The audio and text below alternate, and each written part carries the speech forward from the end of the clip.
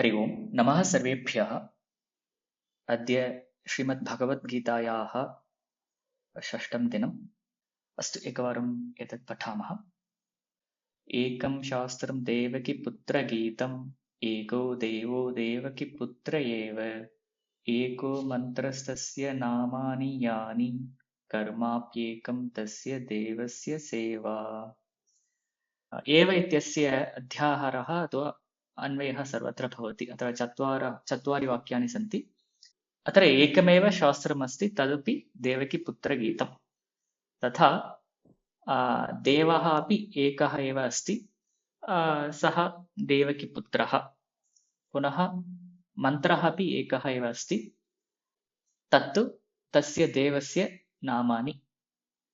पुनः कर्म अपि एकमेव अस्ति, तत्तु तस्य देवस्य सेवा एव एकमेव कर्म। तथा भवति। किञ्चित् अधिक अध्याहारः क्रियते चेत् स्वयं वाक्यम् अवगम्यते। अस्तु, इदानीं तत्र अर्थः अवगतः इति मन्ये। अत्र देवकीपुत्रगीतम् इत्यत्र समस्तपदविग्रहं कर्तुं शक्नोति वा? देवक्याः पुत्रः देवकीपुत्रः, देवकीपुत्रस्य गीतं देवकीपुत्रगीतम्। देवकीपुत्रेण गीतं तृतीया शक्यते। अस्तु अस्तु, देवकीपुत्रेण गीतम्। आम्, एकमेव शास्त्रं, तत् शास्त्रं देवकीपुत्रगीतं शास्त्रं, तदेव गीताशास्त्रम् इति अत्र अर्थः।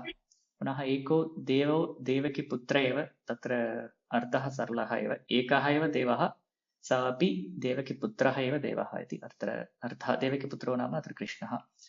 अनन्तरं एकः एव मन्त्रः अस्ति, सः मन्त्रः अपि देवस्य नामानि एव सः मन्त्रः। एकमेव कर्म अस्ति, तत् कर्म तु तस्य देवस्य सेवाकरणमेव अस्माकम् एकमेव कर्म इति अत्र अर्थः। सरलः एव अर्थः।